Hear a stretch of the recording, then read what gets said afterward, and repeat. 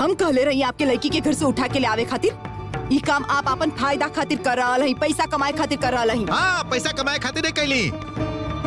पैसा के बिना दुनिया में कुछ होखेला का? अरे ऐसे कह रहे कि जैसे आप केहू से पैसा ना कमाएली, खाली दान ध्यान करे नहीं। हम का करेली और का ना एकरा बारे में तो एकदम बात मत करा। अच्छा बुरा के पाठ मत पढ़ाई हमके धमकी मत दें। आपके मोहल्ला में है ऐसे आप हमके थप्पड़ मारा बा का सोचली? आपके बाप के नौकर देखिए हम। एक भी कदम आगे मत बढ़ावा, एक कदम भी आगे बढ़ौला तो यहाँ से निकलना पड़ेगा। अरे केकरा डेरा रहे नहीं आप, केकरा डेरा रहे हम कोनो नया खिलाड़ी नहीं की। यदि सौदा ना करे के रहे तो हमके इंतजार काहे करौली? अपन मन के मजबूत करे खातिर हम तो कितना इंतजार करवमी। ई जाति कैली हम, बाकी ऐसा लड़की के हमके जरूरत नहीं खे। एकरा अलावे ओकर एगो घर है, माई है, बाप है। अरे कहली ना कि ओकर केहू नहीं खे, ओकर माई बाप मर गइल बाड़न। झूठ कहताड़ा। लड़की बेचे खातिर तोहरा जैसन इंसान का कह सकेला ये हम अच्छा तरह से जानेली। जैसे कि ज्ञान के भंडार हैं आप। बड़का बड़का बात कर रहे हैं, अपने का सती है, लक्ष्मी है। सुनी ज्यादा बात मत करी, पहले पैसा फेंकी फिर लेक्चर झाड़ी। हाँ अब किल्ला तारे का है, गला के नस काट डाला। भाई के सामने बड़का बड़का बात। माफी मांग, पैर पकड़ उनकर, पैर पकड़।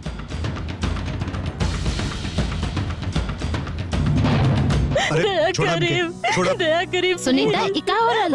उठा। दीदी देखी ना, बड़का भैया कह रहल बाड़न कि हम लोग के घर से भगा दिए, आपके छोट भाई के पुलिस के हवाले करी है। तो ओकरा चलते तू ऐसे करबो? उठा उठा कर रही ना। ना बोनी, आओ बेटा, आओ हराओ। भैया भैया, हमारी बेटा खातिर आप हम लोग पर दया करी, बस ये बार हमरा के माफ कर दी। दया करी भैया, अपन भाई के पुलिस के बात सौंपी हमारे बेटा के खातिर। ठीक है, रोवे की जरूरत नहीं है। तू गाड़ी निकाले खातिर कहा। जी सर। जे करे के हम करब, हम पुलिस के खबर ना देब। सुमित और अन्नपूर्णा के हम ही ढूंढ निकालब, ओकरा बाद का करे के है वो हम ही तय करब।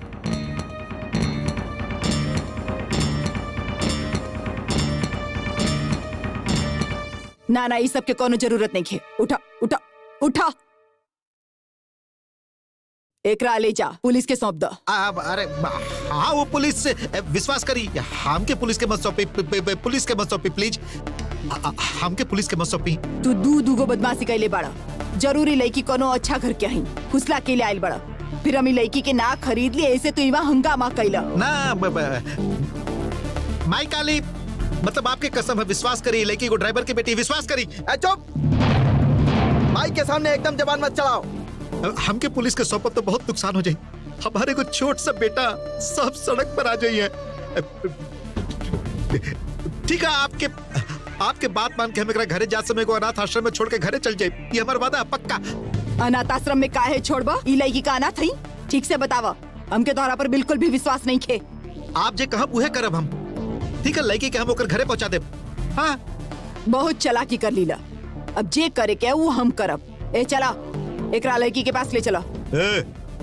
चल चल। इस समय कहवा जा रहल बड़ भैया?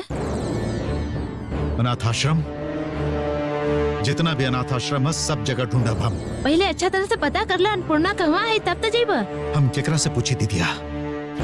ये लोग से, ये लोग सच बताइए का?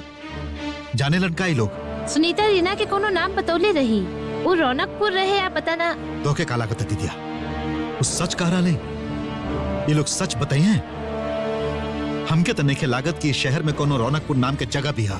तो कम से कम सुमित के लौटे के इंतजार कर ला, पागल के तरह कहवा ओकरा ढूंढबा। समय पर बात ना कर सकेली हम। एक रात में अन्नपूर्णा के बहुत बड़ा नुकसान हो सकेला, कैसे भी होके ओकरा के बचावे के होई। एक मिनट,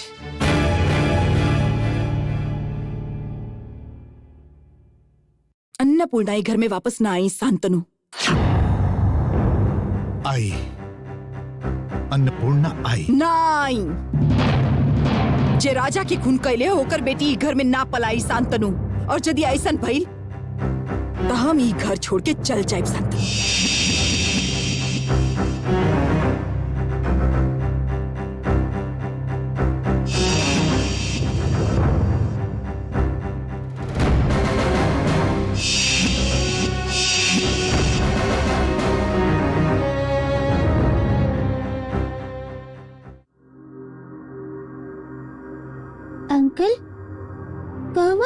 तू हम कितना देरी से एवा अकेले बैठल हई। यदि हमके कौनो बच्चा समझ के उठा के ले जाई तो इला हम आ गईली।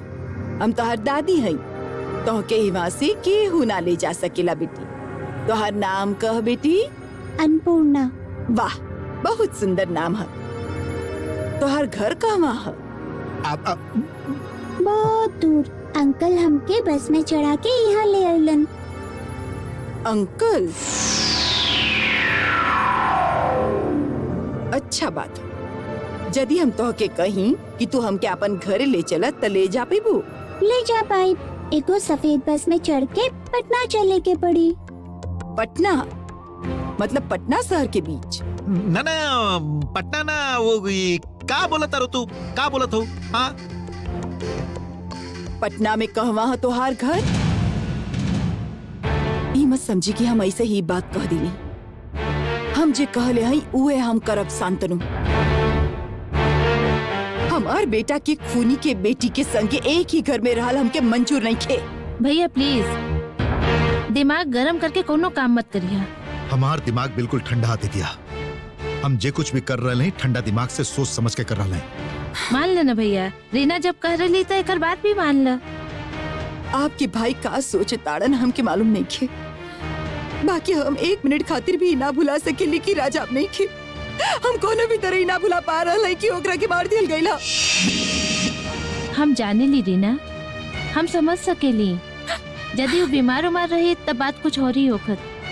बाकी तो एगो हंसत खिलत बच्चा आँख के सामने से चल गई। जौन दिन ओकर खूनी के सजा हुई उहे दिन हमके शांति मिली। बच्चा तू अकेले ना खोले हो रीना, हमहू खोले हैं। बाकी एकरा चलते एगो निर्दोष लड़की के सजा मिले ये हम एकदम नहीं चाहते। और ये हमारा आखिरी फैसला है।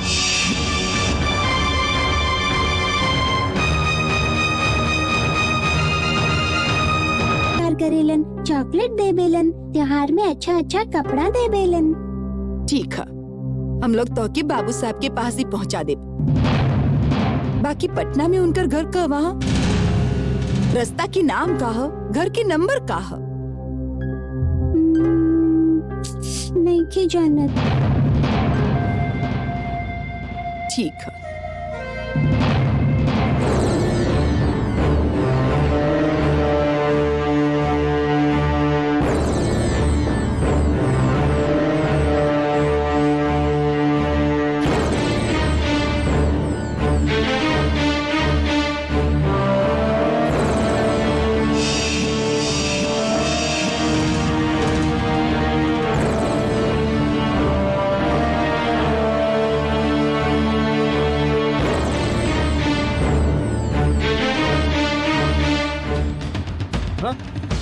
पकड़।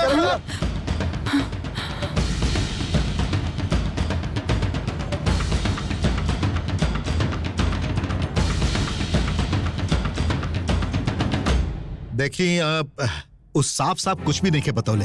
पता चलल है कि ओकरा कोनो अनाथ आश्रम में डालल गई ना। ऐसन तो इवा केहू नहीं के आइल। बच्ची के ले गईल और कौनो निश्चित पता ना बतवलस। अजीब बात है। अजीब बात कहा? हमार भाई ऐसे नहीं हा। बाकी ए तरह से कौनो भी बच्चा के हम लोग अनाथ आश्रम में ना रखेले।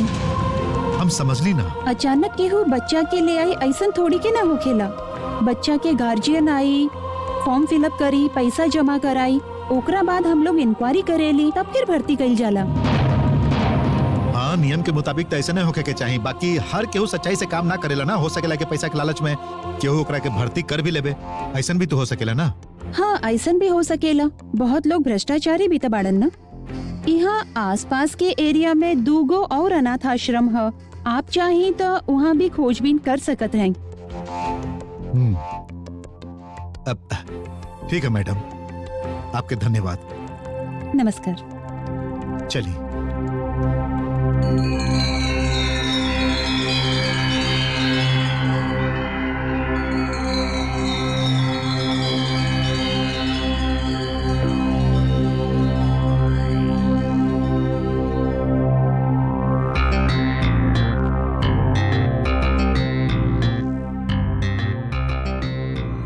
अंकल जी, तो कहवा बाड़ा? हम रास्ता भुला गए हई।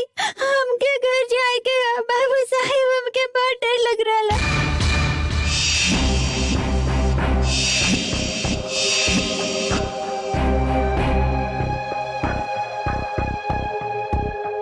चॉकलेट खाइबू?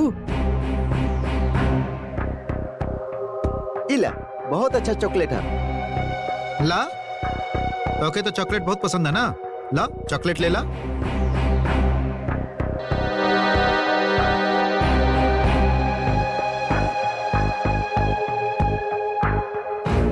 तो हमके घरे पहुंचा देबा? हाँ जरूर, पहले चॉकलेट तो खा ला। वो देखा मोटरसाइकिल खड़ा है।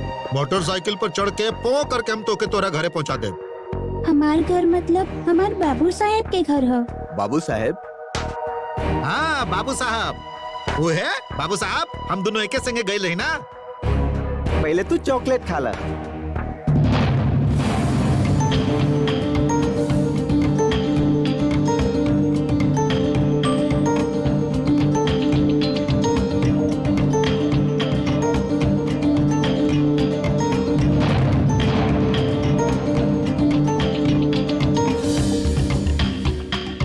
चॉकलेट ऐसा काहे हो? कैसे ना, मीठ कम है का?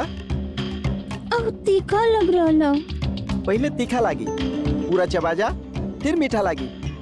पहले गला में ठंडा लागी, फिर सीना में जाके और ठंडा लागी।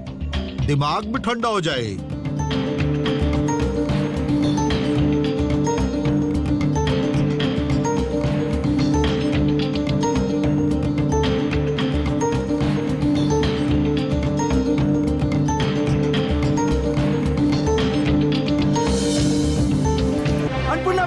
अन्नपूर्णा बेटी, हमार बेटी, अन्नपूर्णा बेटी।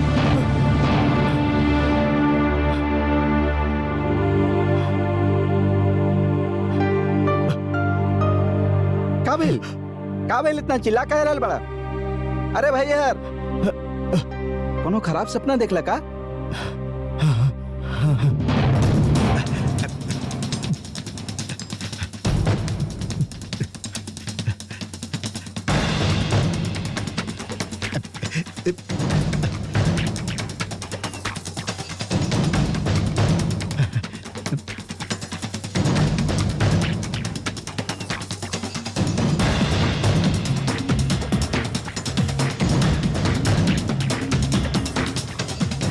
केहर गइल? एहर से तो रास्ता बंद है, शायद ओहरे गइल हुई। चलो और चल के देखो। चल।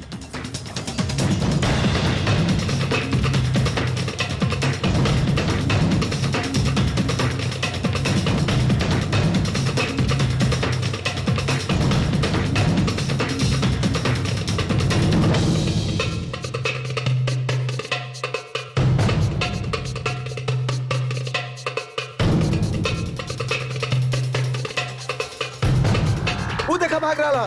ए, रुक।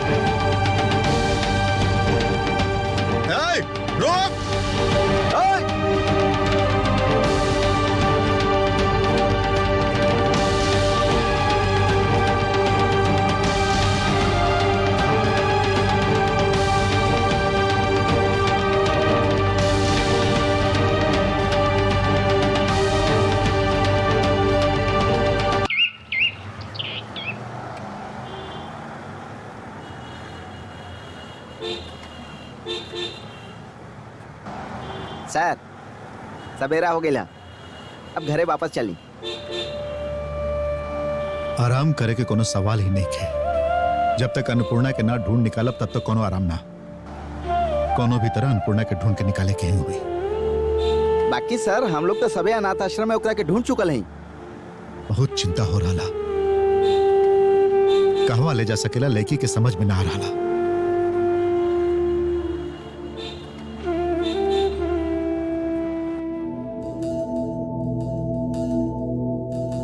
बच्चा तू अकेले ना खोले हो रही ना, हमहू खोले ही। बाकी ओकरा चलते एगो निर्दोष लड़की के सजा मिले ही हम नहीं मान सकत। अन्नपूर्णा घर में वापस ना आई शांतनु। आई अन्नपूर्णा आई। बच्चा तू अकेले ना खोले हो रही ना, अन्नपूर्णा घर में वापस ना आई शांतनु। आई अन्नपूर्णा आई। बाकी ओकरा चलते एगो निर्दोष लड़की के सजा मिले ही हम नहीं मान सकत।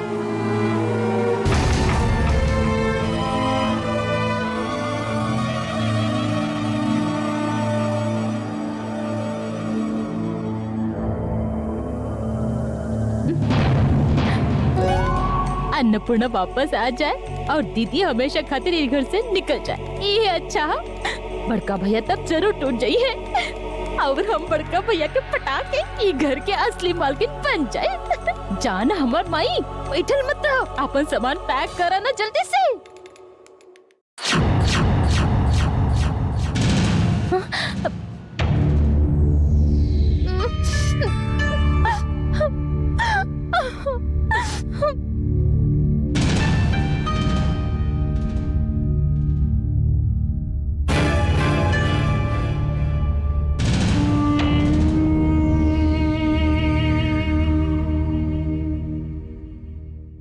आपका अब वापस चला। बाकी वो हरामखोर भाग कैसे गेल पता ना। माई के कुछ भी समझा दे। चला वापस चला। ऐसन कबो ना भइल रहे। साला दोनों के आंख दिखा के चल गई, दोनों के बुड़बक बना दिलस। चला चला चला छोड़ा।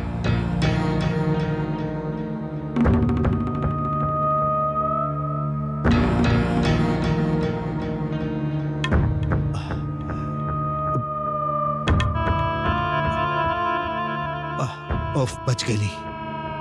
आफत टल गई। अब ए लड़की बहुत सुत ले लू, अब उठा। चला चला अन्नपूर्णा उठा ना। तू बात काहे ना कर रहा लो अन्नपूर्णा। मुसीबत पे डाल दे लसी लेके हमके। लाज नहीं खियावत तू लोग। तोहरा के सामने एगो सड़क छाप आदमी भाग गई और तू लोग सफाई दे रहल बड़ा। सबके सब बेकार बड़ा। अरे वो आदमी कोनो जादूगर लागत रहे। चुप, फालतू के बात मत करा। वो आदमी ऐसा जादू देखवलस कि लड़की के ही गुल कर दिलस। एकदम से हवा हो गई। निकला निकला हमरा सामने से। हमके माफ कर दी माई, हम लोग से गलती हो गई। इतनी सी एगो लड़की रही लड़की। अब वो लड़की के का हुई बता सकेले तू लोग? वो आदमी ओकर का हालत करी। ईवा पर तो ओकर दाल नहीं गलल, तो लड़की के दूसर जगह बेच दी। पैसा खातिर तो ओकर मुंह से लार टपकत रहे लार। बेकार के आदमी बाड़ा। तू लोग अभी तक खड़ा बड़ा। जा जा वहां से।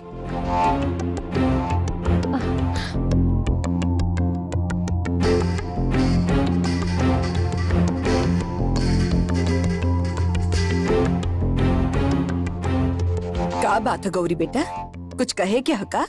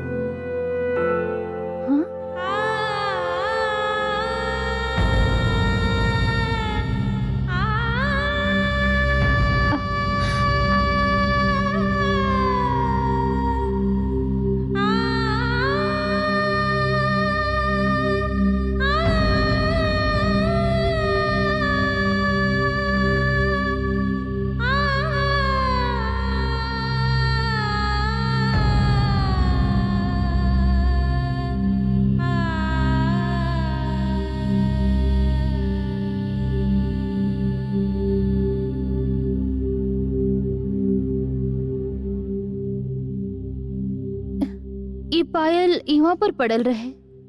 देखी, ये हम लोग में से केहू के भी नहीं थे। बच्चे के पायल लागता। कल रात के वो शैतान दलाल जोन बच्चे के लेके आयल रहे, शायद ही ओकरे पायल हुई। वो बच्ची अब कहवा गईली? कहवा जाई? सती माई ओकरा के ऐसन डटली कि बच्ची के लेके वो यहाँ से भाग गए। काहे सती माई ऐसन काहे कहली? वाह भाई, काहे न डटी है? एगो छोट सी बच्ची रही, कितना भोली भाली, देखते ही ओकरा पर प्यार आ जात रहे। वो दलाल ओकरा के एवा ले आई, कहत रहे माई बाप केहू नहीं खे। सती माई जब डपट के पूछली तो सब उगल दिहलस। चलत है, बहुत काम बाकी है। हाँ?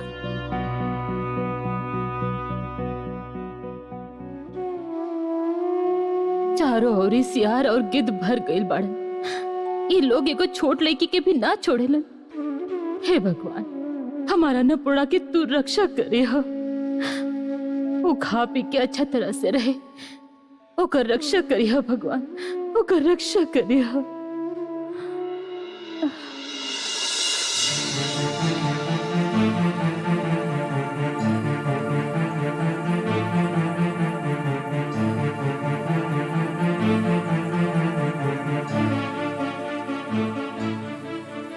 उल्लू कहवा बाड़न? वो बदमाश लोग चल गईलन। हाँ, कैसे न जाई हैं? हाँ, ना तो हम वो लोग के पुलिस के हवाले ना कर देती। हमके बहुत जोर से भूख लग रहा है अंकल। अरे आपके दुकान में कहा जरा दी, हाँ चाय ब्रेड घुगनी जे भी है दे दा। हम घरे जाए। हाँ चलब ना, अब हम लोग घर ही चलब। भूख के मारे हमार पेट दुखा रहा। उफ, बड़ा अजीब लड़की है ये तो। एक के बाद एक प्रॉब्लम, एक से बढ़कर एक प्रॉब्लम। ओह, अदा इला खा।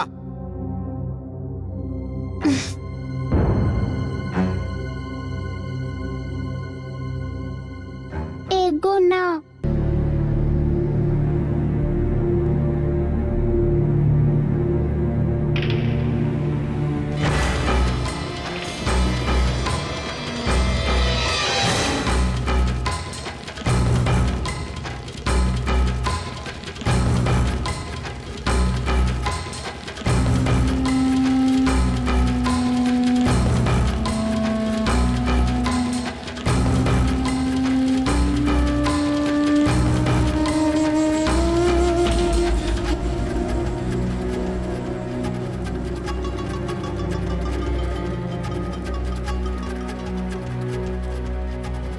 हेलो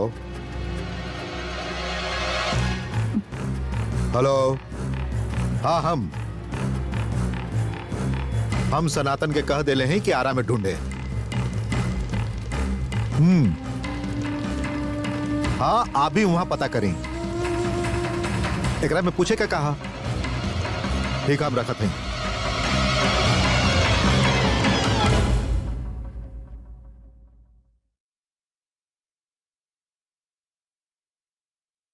कब लौट ली?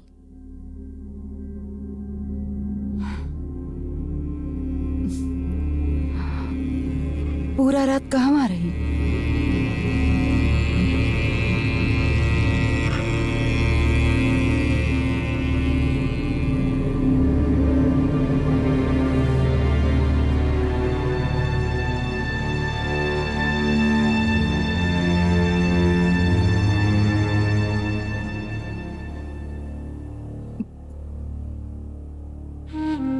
आप कुछ खैली?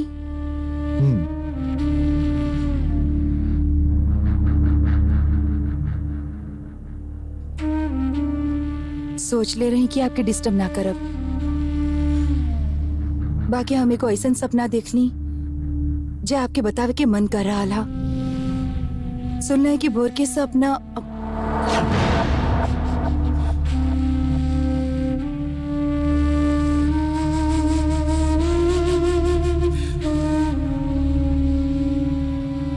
का सपना रहे, आप जानल ना चाह? अब यूं फोन काट रहा बहुरास कल। हाँ का कहत रहो? एगो सपना कैसन एगो अजीब जगह रहे, चारों तरफ सफेद, जैसे कि कोनो बर्फ के चादर बिछल होके। देख के आंख चुंधिया जात रहे। ओकरा बीच में से एगो सफेद परी। बोला का खबर है?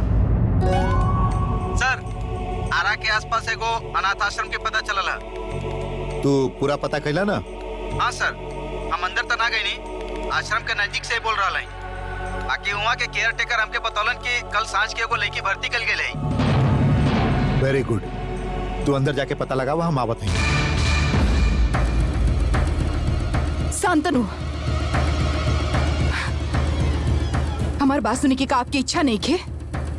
आपकी खातिर हमारी बात की कौन वैल्यू नहीं खे?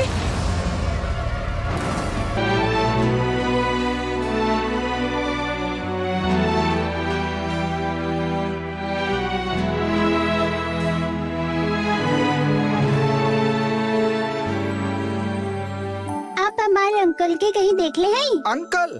हाँ, हम मोहर दुकान में बैठ के खात रही। ओकरा बाद से अंकल दिखाई ना देलन। खूब गोर बाड़न, नहीं के देख ली? ना, ऐसन केहू के तो हम नहीं देख ले। अंकल बाबू साहब के भाई बाड़न। बाबू साहेब? बाबू साहब के बहुत बड़का घर है, बड़का बंगला। हम मुँह रहेली।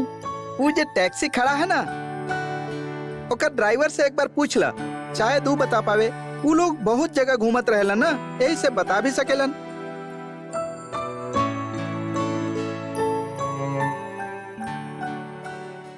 ड्राइवर अंकल, का भइल?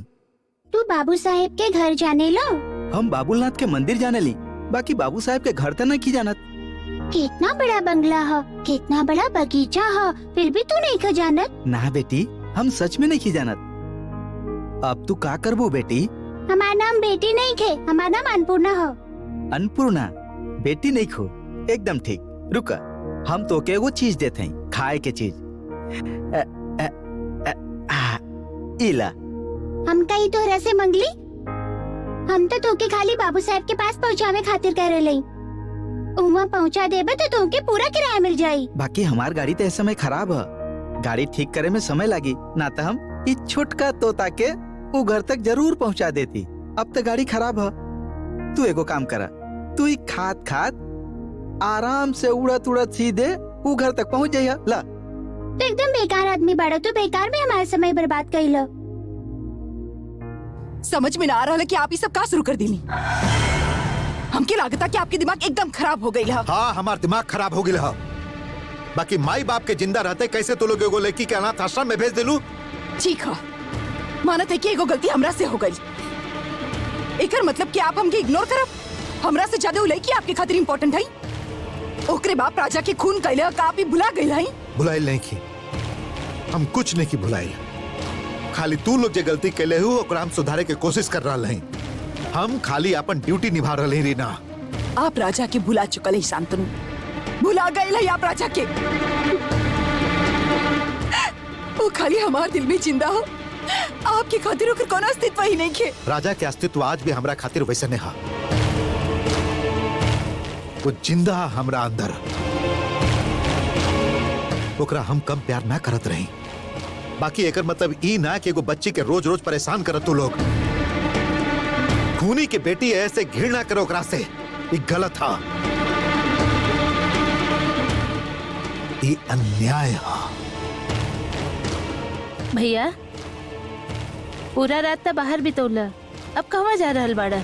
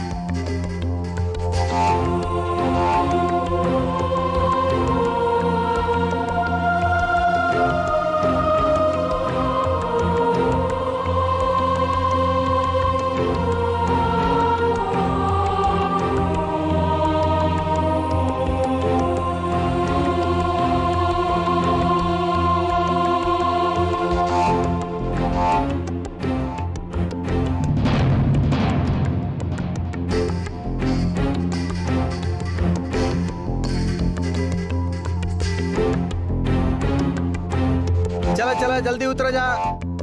आवा अंदर, जल्दी आवा। जल्दी चढ़ा, आगे बढ़ा।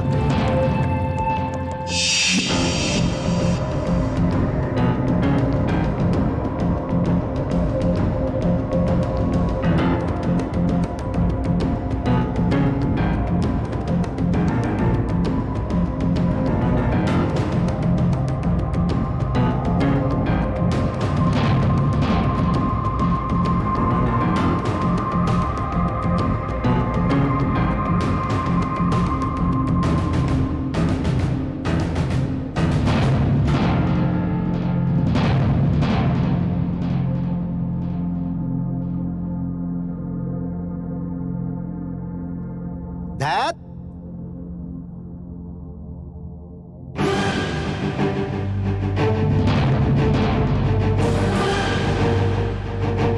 अंकल तू यहाँ पर?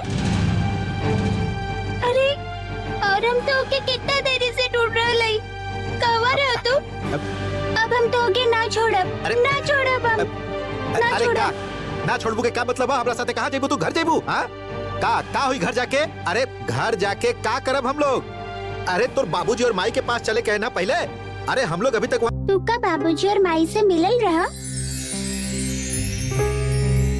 का भइल?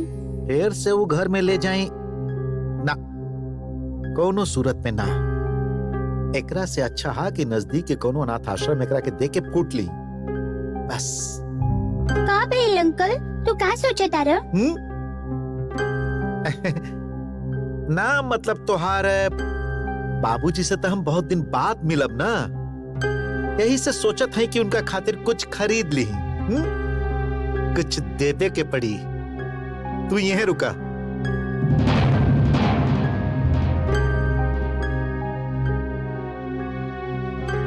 दुर्गा माई, तू काहे हमके इतना तकलीफ दे रहल हो? हमके हमार माई और बाबूजी काहे ना मिल रहल बाड़न? और कितना देरी हम इंतजार करें? चला चला चला। का लैला हमार बाबूजी खातिर? यहाँ कुछ अच्छा मिलत नहीं के तो क्या अनाथ आश्रम में पहुँचावे के? चल कहवा ले जाइबा? अनाथ आश्रम में। उवा हमार बाबूजी और माई बाड़न? वहाँ पहुँच के भगवान के याद करिए तो हर बाबूजी और माई आ जी हैं। उवा भगवान बाड़न? कौन भगवान? दुर्गा माई? हाँ वहाँ दुर्गा, काली, चंडी, शीतला सब है। वो जो बाबूजी माई के मांगत रही है मिल जाई है। चल अब खाली सवाल पे सवाल, बाप रे।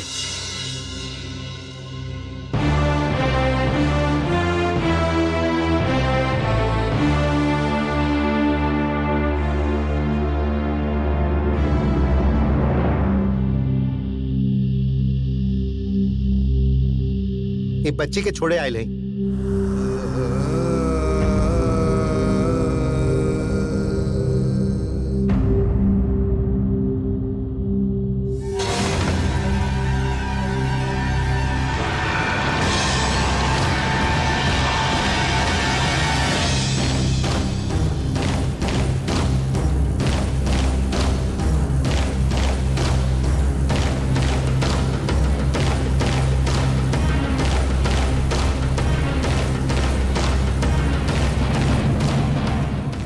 खबर ही ना दिलन, उल्टा गुंडा लोग के भेज दिलन तोरा पकड़े खातिर।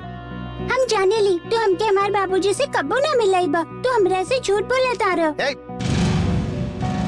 कहाँ जाता हूँ? ज्यादा बोले लागल हो तू। अच्छा बड़की माई तोरा से कहले है हमके कहीं दूर भेजे खातिर? चाहता जुबान मत चलावा ना तो एक थप्पड़ मारब।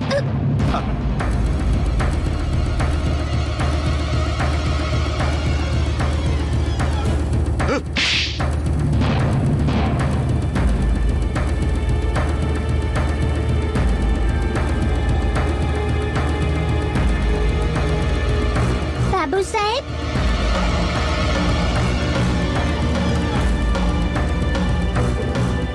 बड़का भैया हमार बात सुना, मतलब कि हम वो तब बड़का भैया भाभी जे कहली वही हम कही। तो हर कोनो गलती नहीं के, तू धर्मराज युधिष्ठिर हवा ना। बड़का भैया भाभी इतना मार कहली और जुबान से मत निकाला, बहुत झूठ बोल लेला। देखा ये अच्छा ना कहला भैया, गलती कहली भाभी और सजा हमके।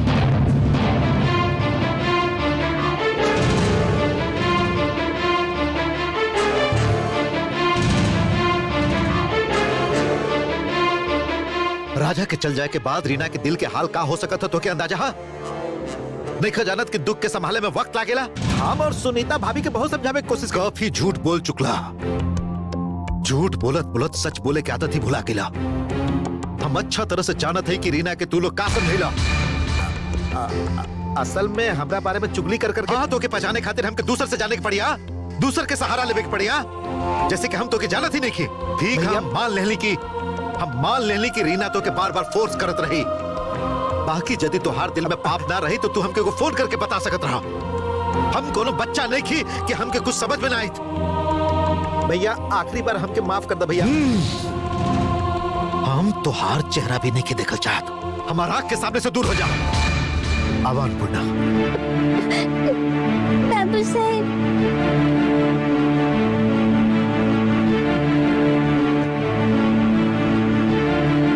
बड़का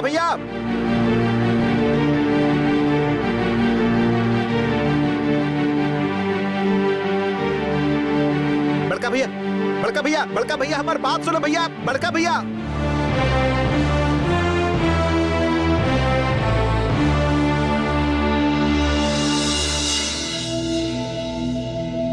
अब हम एक पल भी ईमान ना रहा। जौन घर में हमार कोनो इज्जत ही नहीं की, कोनो जगह ही नहीं की, वहाँ अब कोनो सूरत में ना रहा। हमारे इतना बड़ा सर्वनाश हो गई और क्यों के लेना देना ही नहीं की। अन्नपूर्णा की बहुत चिंता है सभी के।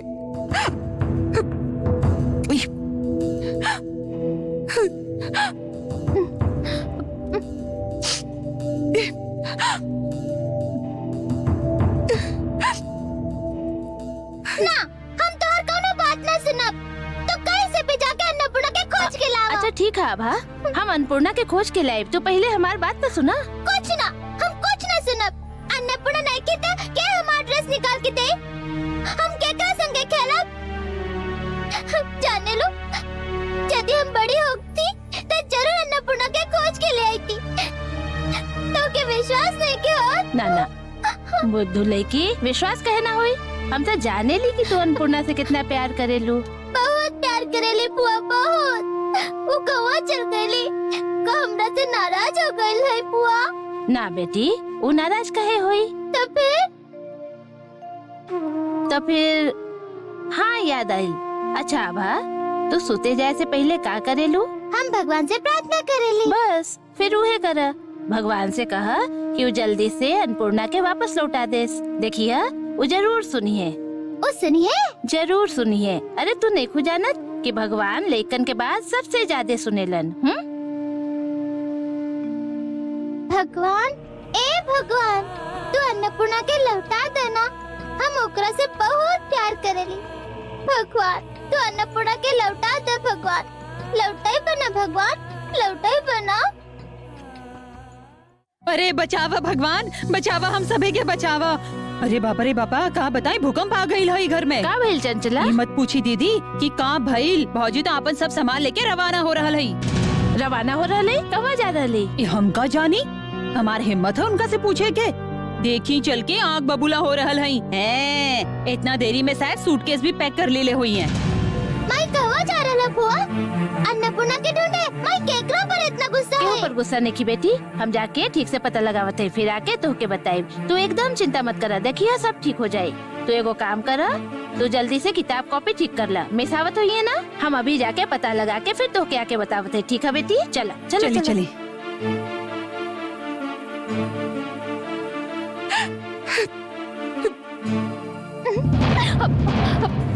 दीदी आज बहुत गुस्सा में है। गुस्सा काहे ना होई है बोली? बड़का भैया दीदी के इतना अपमान जे कैलन। रीना ये सब का हो रहा है? का हो रहा है सब रीना? ऐसा हालत में जो होके की चाहिए हुए हो रहा है। मतलब हम ही घर में अब एक मिनट भी ना रहो। ये सब तू का कर रहा रीना? हमके ही काहे समझावे आ गई नी। इतना अपमान सह के अभी घर में रहे के कोनो मतलब ही नहीं खे। एको बात आप लोग भुला रहा नहीं दीदी कि हमार पापा अभी तक जिंदा बाड़न। वो अपन बेटी की जिम्मेदारी अच्छा तरह से निभा सकेलन। रीना, रीना, अच्छा तू आभा के यहाँ छोड़ के कैसे जाइबू? वो बच्ची के दुख ना आप होई? भी कैसे सोच ली कि हम आभा के छोड़ के जा रहा नहीं? आभा हमारा संगी चाहिए। रीना, रीना भैया रात भर से भटक रहल बाड़न, उनका मन परेशान है, समझे के कोशिश कर। प्लीज, ये हमार मियाँ बीबी के मामला है, कृपा करके आप एकरा में दखल मत दी।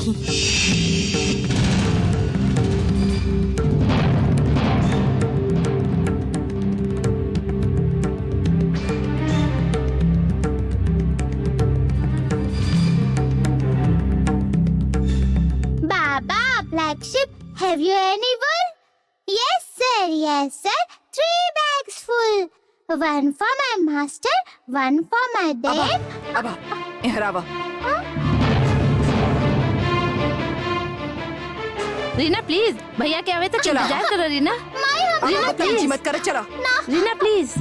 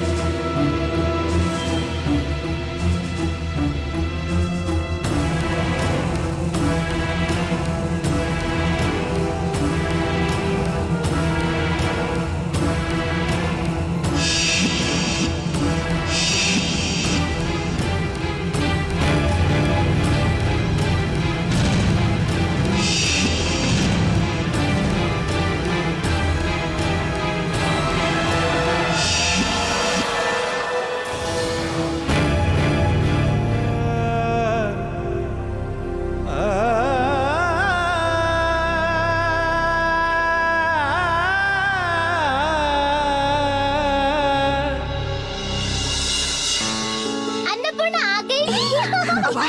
का हो रहा है सब, छोड़ा, चलो। भैया रीना आभा के लेके जा रही, कुछ जब कर। हम ही घर में ना रह तो की बीमार है के कौन हक नहीं खे। आभा और अन्नपूर्णा दोनों यह घर में रही।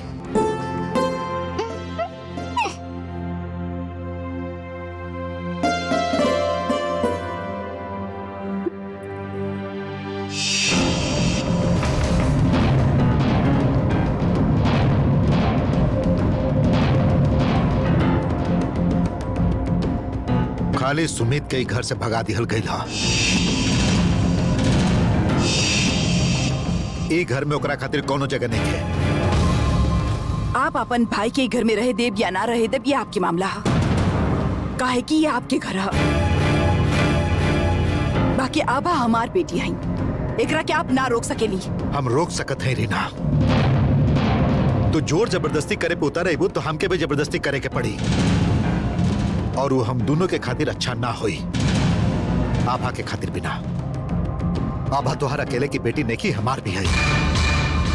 ऐसे एक तरफा डिसीजन लेके तू ओकरा के नहीं ले जा सकत। और सबसे बड़ बात तो ई है कि दोनों बच्ची एक साथ रहल चाहत है। तू अपन जिद के खातिर ये दोनों बच्चे के भविष्य बिगाड़ नहीं खो सकत। प्लीज रीना, तू अंदर जा।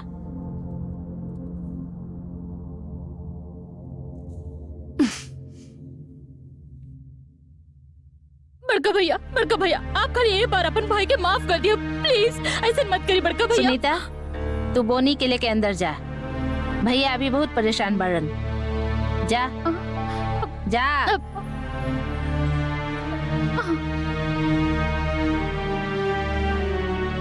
कहे बेटा, खुश हो ना?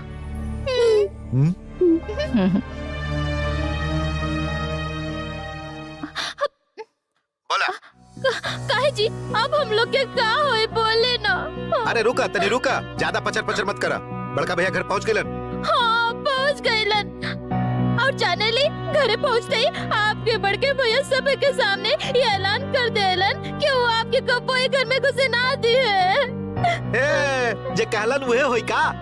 अरे कह दिले तो वह होई के क्या मतलब? आप नहीं जानत कि आपके बड़का भैया कितना स्ट्रिक्ट पाड़न। अरे कितना भी स्ट्रिक्ट होवे दस सुना, तुहार अभी काम है कि तू अच्छा अच्छा बात करके बड़का भैया का पटावा। अरे का बकवास कर रहा है, समझत नहीं कि आपके बड़का भैया जब हमरा से बात करिए तभी तो हम उनका से अच्छा अच्छा बात कर पाए। वो तो हमरा से बात ही ना करत तारन, हमेशा हमरा के चुप रह कहत तारन। अरे देखा कुछ दिन तक ऐसे ही चली। ऐसा बात पर ध्यान मत दो और बड़का भैया के पटावे की कोशिश करा। तू अपन काम जारी रखा और हम कोनो नया प्लान बनावत है। प्लान? फिर से तोर का प्लान हो? अजीब मुसीबत है। अच्छा, हम का कोनो प्लानिंग कमीशन के चेयरमैन है जो तुरंत हमारे दिमाग में प्लान आ जाए। एको बात है, यदि आपके भाभी के हम पटा ली तो काम बहुत आसान हो जाए, काहे कि आपके भैया और भाभी में काफी पटेला। हाँ, ये तो सही कहलू। सुना, भाभी के दिल तो आखिर औरत के दिल ही है ना। तू एगो काम करो, उनका सामने जाके रोवा, बरगनी लुट के नहीं कह के रोवा जा और बोनी के साथ मिल के उनका पटावे की कोशिश करा। हमके लागत है कि कुछ ना कुछ हो जाए। अरे सुना, फोन रखा, फालतू पचर पचर मत करा। भूख से पेट में चूहा कूद रहा है और तू फालतू पचर पचर। कहलन कि तू लोग वहाँ पर हमके मिलबू, कहले रहन कि बाबूजी के और तू के खबर भेजवा देले बाड़न, तू लोग आ जाइबो। बस से उतर के बहुत दूर चल के हम वहाँ पर पहुँचल रही। चलत चलत हमार पैर दुखाए लागल रहे। वहाँ पर तोहरा जैसन बहुत सी औरत रही, खाली तू ही हुआ ना रहो। हमके बहुत रोना आवत रहे। अब हम तू लोग से कब मिलब माई? हम जाने ली कि बड़की माई हमरे से प्यार न करेली, वो हमके दूर भेजल चाहत रही। बाकी हम अभी बड़की माई से बिल्कुल नाराज नहीं की। अब से हम हमेशा बड़की माई के सब बात मानल करब। तब तक बड़की माई हमरा से नाराज न हुई ना। तू भी जल्दी से हमरा पास आ जाना माई, फिर हमके बिल्कुल डर न लगे।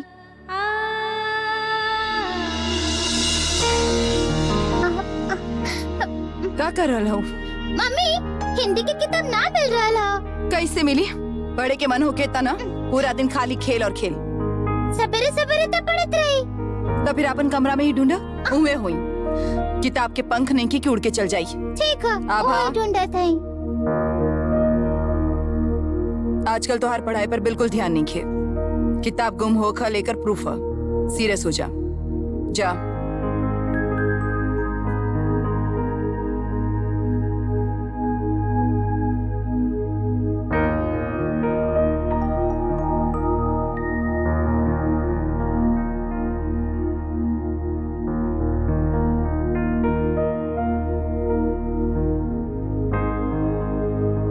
अब कौन सा दवाई खाता हो?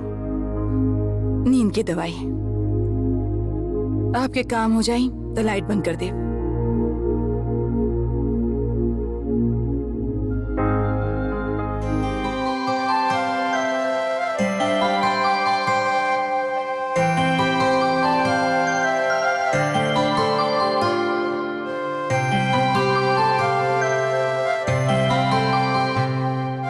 कहाँ रख रही हम? कहाँ पर रख दिली? तकिया के नीचे तो ना रख दिली? ये देखा, आखिर किताब मिल ही गई। तू इतना सब किताब लेके का कर रहा हो? एको किताब ना मिलत रहे, अब मिल गई।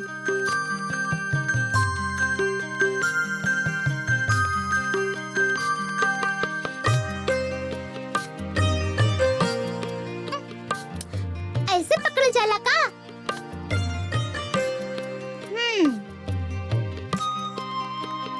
बतावा ई का ह?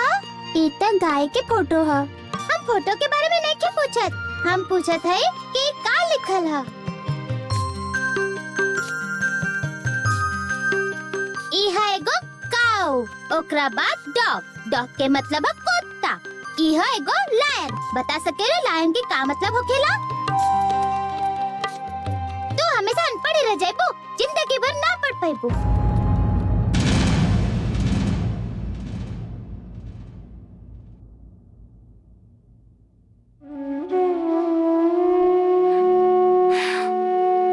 बात के समझ रही ना। ए बीच बहुत सा घटना घट चुकल है।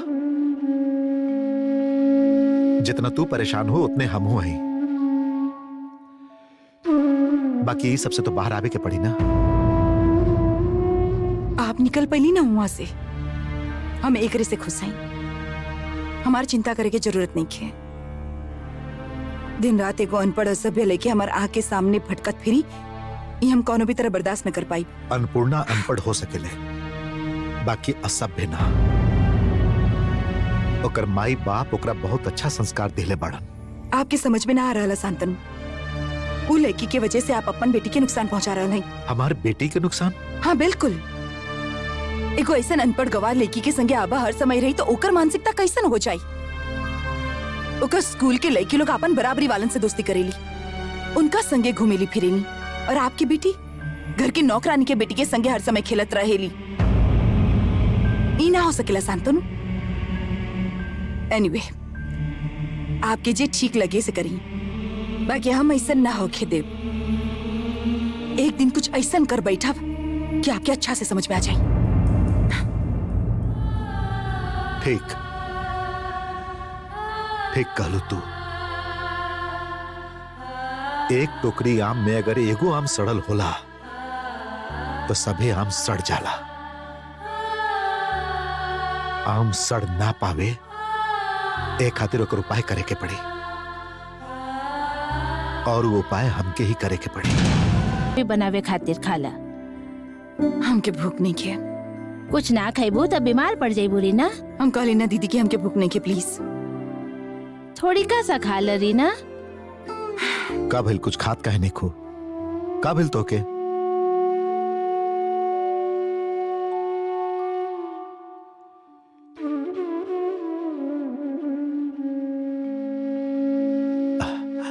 लखाला हम ना खाए। तनिका से खाला। तंग मत करी प्लीज।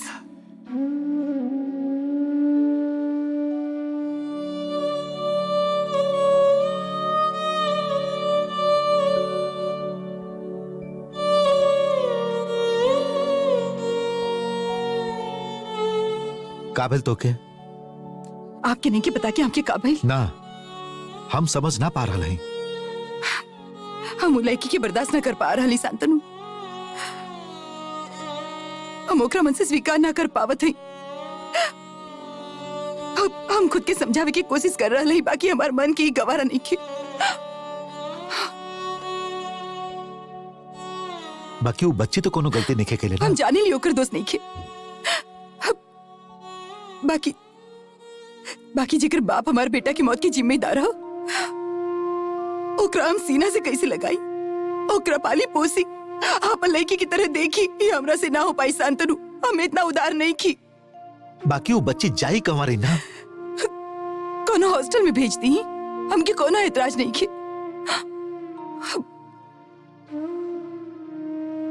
बाकी आभा अकेली हो जाई।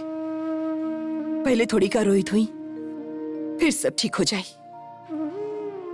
जब हम अपन राजा के खो के भी अपन मन के समझा सकेली तो आभा भी सब सहली, सब भुला जाए।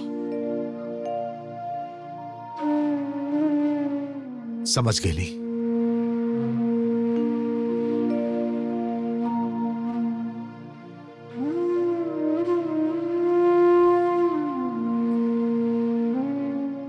राजा के जाए के बाद तू बिल्कुल अकेली हो गई हो, बहुत अकेली। और हम वो सुनापन के वापस भर नहीं खी सकत। यदि हम लोग एगो बच्चा के गोद ले ली तो सब उल्टा पुल्टा हो गई। मिस देखिए तो डरती है। पहले लंबा किताब फिर छोट किताब, ऐसे सजा के सब ठीक से रख लेते हैं। रुका, पहले हम ई ठीक कर लेते हैं तब फिर खेलब। अब तो अन्नपूर्णा आ गई है, तब फिर से हम लोग राजा रानी सैनिक के खेल खेलब। कैसे खेलब? तोहार माई और हमारे माई दोनों मना कैले हैं। का मना कैले है? माई कहले हैं कि जे भी खेले के वो हम दोनों मिलके खेली, वो गंदी लड़की के खेल में शामिल ना करब। ऐसन का है? ऐसे कैसे होई? ना खेलब तो अन्नपूर्णा के दुख पहुंची। ओकरा दुख पहुँचे द, उका हम लोग के दुख के बारे में सोचेली जे हम लोग सोचे जाई। तो के का दुख है? हमके पापा कहते चिंता हो रहा, उका हमार चल गईलन, अभी तक घरे काहे न अइलन। चाची के पास तो मोबाइल है, चाची फोन काहे ना कैली? हाँ, माई तो फोन कैले रही, एक ही बार बात भइल। हम चलत हई। तो काहे जा रहल बड़ा? ई रही तो हम ना खेलब। काहे? एक का गलती हो? वह सब बात खातिर जिम्मेदार है। इस शैतान लड़की की वजह से बड़का पापा हमारे पापा से नाराज बाड़न। पापा नाराज बड़ा नहीं तो के कैसे पता चले? हम खुद अपन कान से सुन ले हई। वो लड़की के लेके अइला के बाद बड़का पापा कह दिलन कि हमार पापा के ई घर में ना घुसे दिए। वो पापा गुस्सा में केले हुई है। गुस्सा में ना, सचमुच में कहले बाड़न। माई तो हमके ये बात कहले हई, हम लोग के शायद फिर से बनारस वापस जाए के पड़ी, सभी गंदी लड़की के चलते। हम जाने ली अंकल के बहुत सा काम है, ऐसे घर न लौटल बड़न। के कहलस तो से कि हमारे पापा के पास बहुत काम है? ना कहलस, बाकी यदि काम ना होगा तो घर के बाहर काहे रहतन? हमरा वजह से घर काहे ना आई है? हम का कहले हई? तू हमार बहुत नुकसान कैले हो। तोहरे चलते हमारे पापा के इतना तकलीफ भइल। पापा घरे ना आ रहल बाड़न, ऐसे हमके भी तकलीफ हो रहा। तोरा तो है, हमके भी बहुत तकलीफ है। हमारे बाबूजी कब से घर से गए बाड़न, लौटल नहीं खन। हाँ बोने, अन्नपूर्णा के पापा और माई भी नहीं खन लौटल। बाबूजी से यदि एक बार मिल पाऊती। सुना, तोहार पापा और हमार पापा बराबर नहीं खन। बाकी दोनों तो इंसान बाड़न। हमके बाबूजी कहले बाड़न, इंसान इंसान में भेद ना होला, सब बराबर बाड़न।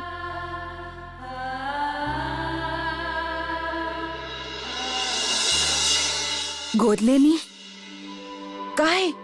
ई जे तू अकेली हो गिल हो, ई जगह को बच्चा ही भर सकेला है ना? आप ये सब का कह रही, हमके समझ में ना आ रहा हा। गोद ले भी काहे जाई हम? ऐसा निको अद्भुत सोच आपके दिमाग में कैसा है शांतनु? समझे की कोशिश करा। कितना लोग बच्चा के गोद लेवेलन। वो लोग की दूसरे तरह की समस्या रहत हुई, न जान न पहचान, जिनका से खून के कोनो संबंध नहीं के, उनकर परिवार के बैकग्राउंड जनले बिना कोनो अनाथ आश्रम से ऐसे नहीं गोद लियल हम ही ना कर सकेली शांतनु। हमरा खातिर संभव नहीं किए। आखिर बच्चा तो बच्चा ही होखेला, और कितना लोग कुछ भी जाने बगैर बच्चा गोद लेवेलन, है ना? वो लोग की कुछ मजबूरी होगा तो शांतनु, हमरा से ना हुई। ठीक है, हमार दिमाग में को बात आइल और हम तो से कह दिली, इतना सीरियसली लेवे के बात नहीं है। वो बच्चा कोनो अपराधी के बच्चा हो सकेला, ओकरा कोनो पैदाइशी बीमारी हो सकेला, ओकर परिवार के बैकग्राउंड का ह, ये सब जानले बिना एकरा अलावे हम गोद काहे लें? हम का बीमार है शांतनु, का हम माई ना बन सकेली? जरूर बन सकत हो, बन सकत हो। हम जस्ट कहे के रहे कह दिली। अच्छा देखा, आप शांत हो जा। हम समझ गए कि आप का कहल चाहेली। का समझ गेलू तू? कुछ ना। का समझ गेलू बतावा? कुछ भी ना, छोड़ा, हम तनी फ्रेश होके प्लीज आवत हई। बोला, बोला रीना, का समझ में आइल? आपने की चाहत कि हम दोनों के कोनो बच्चा होके।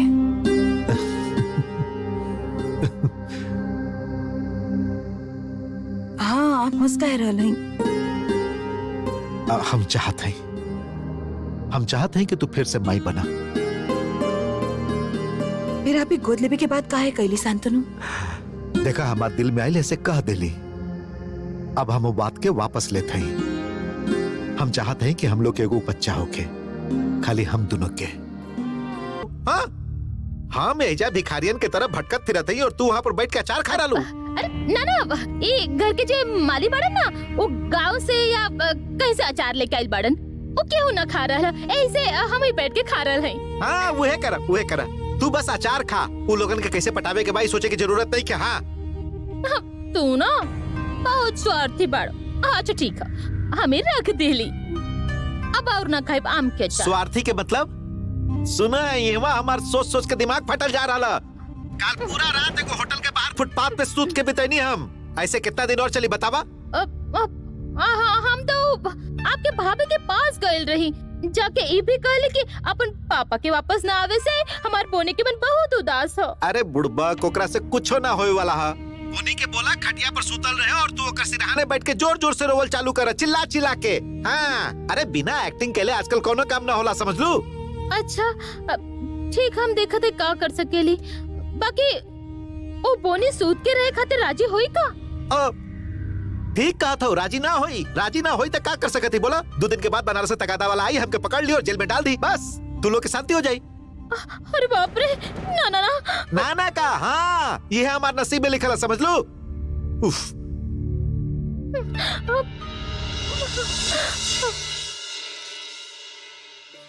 रीना, आभा, दिदिया, सुमिता, बोनी, चंचला, सब लोग यहाँ आ जा। अन्नपूर्णा, जल्दी आवा, सब लोग जल्दी आवा, जल्दी आवा।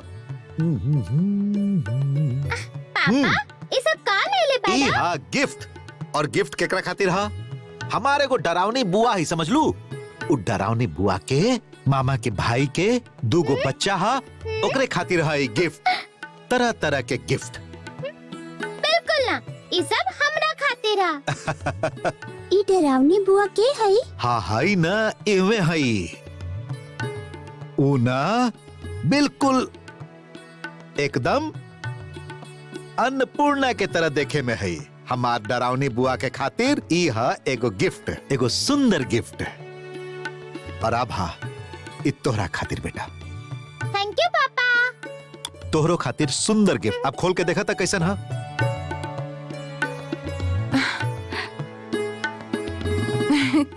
क्या बात है, इतना हल्ला गुल्ला का है? कब है? हाँ हाँ, एगो बात तो हा, आज का हा एगो स्पेशल दिन हा। और हा हमार एकलौती बीवी के खातिर एगो सुंदर साड़ी। Thank you. एक और बात, एक और गिफ्ट हा, जे तू देख ला कि तोहके पसंद आवेला कि ना।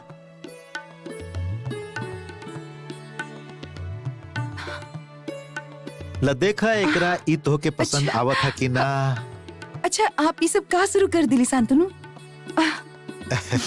दीदिया, तू देखा तोहके पसंद आयल कि ना। बहुत सुंदर है। अरे आप दीदी खातिर कुछ ना ले ली? तू ये कैसे सोच ले लू कि हम इतना गईल गुजरल भाई हैं?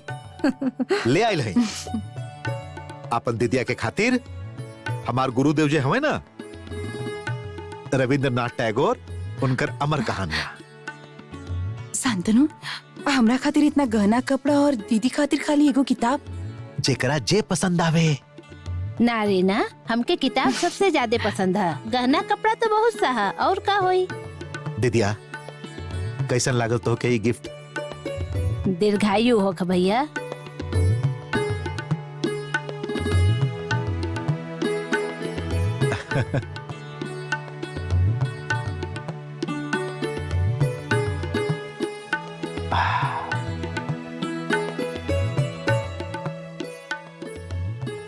बोनी, ई रखा ई तोहरा खातिर।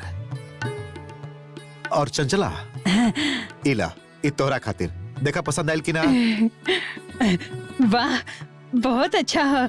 बाकी पल्ला बहुत चमकीला है, हमरा पे अच्छा लगी का?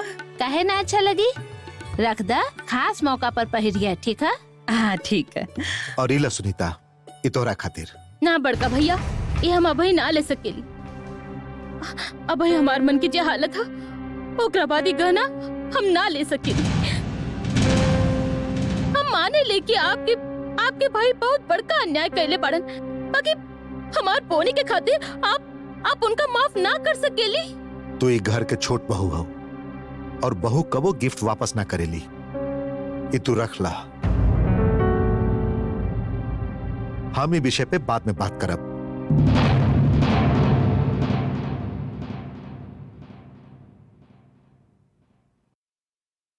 अन्नपूर्णा, तोहरा नाम से बहुत सारा शिकायत बा।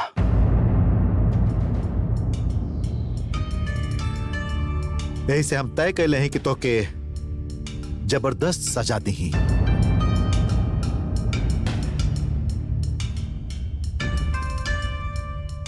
काल से तू आभा के साथ है, आभा के जयश्री मिस से पढ़ाई करबू, और यह है तोहार सजा।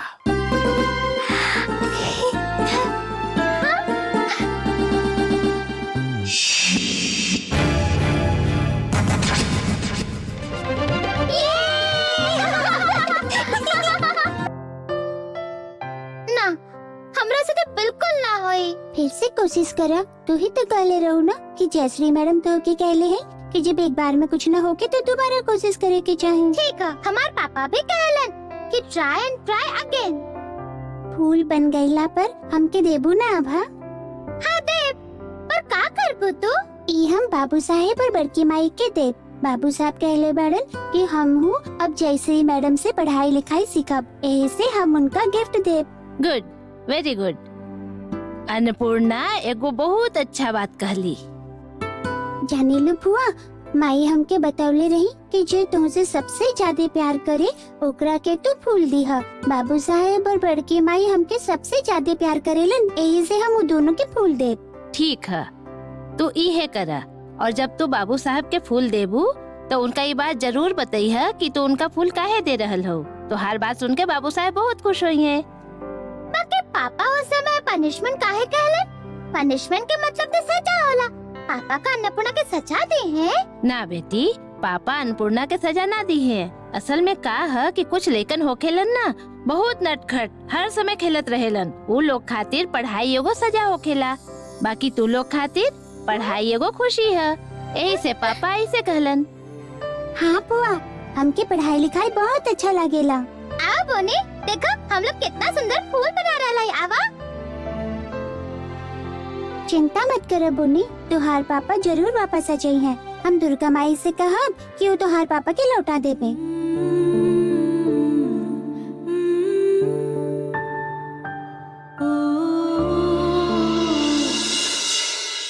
Hey. अब तू हम तो एकदम घबरा गई रही।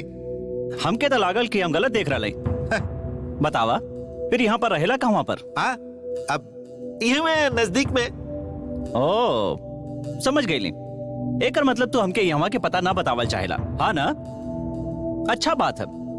बनारस जाके यदि हम सबे के बता दे ना तो मधुमक्खी के तरह सब आके तो के घेर लिए। ए, के घेर ली रे? के घेर ली? वहाँ के जो लेना देना रहे ना वो ए, हमके तू का समझावल चाहेला? हाँ, का समझावल चाहेला? और लोग के बात छोड़ ही दा। हमार पैसा भी ना देले बड़ा यहाँ पर बड़ा। तो ठीक है, बनारस में दोबारा गलती से भी कदम मत रखिया। हाँ, ना तो बहुत तकलीफ में आ जाई बा। चलत रही। बहुत तकलीफ में आ जाए। चल foot. This is my school. I love my school very much. बोलो, का मतलब है कर? This is my school के का मतलब है? हम स्कूल में पढ़ेली। हट बुद्धू। This is my school के मतलब है ये हमार स्कूल है। I love my school के मतलब है कि हम अपन स्कूल से प्यार करेली। ओह, अब समझ गई ली। एकरा बात का लिखल है बोलो? एकर बात और कठिन है तो के समझ में ना आई। तू हमके समझा देबो तो हमके समझ आ जाई। बहुत हो गई, बहुत हो गई। हमके माफ करे हमार माई। आभा बेटी की तरह पंडित बन के तुमके फायदा नहीं खे। तू या तो खाना बनाईबू या बर्तन मजबू। तो के विद्वान बन के कौनो फायदा नहीं खे, समझ लू।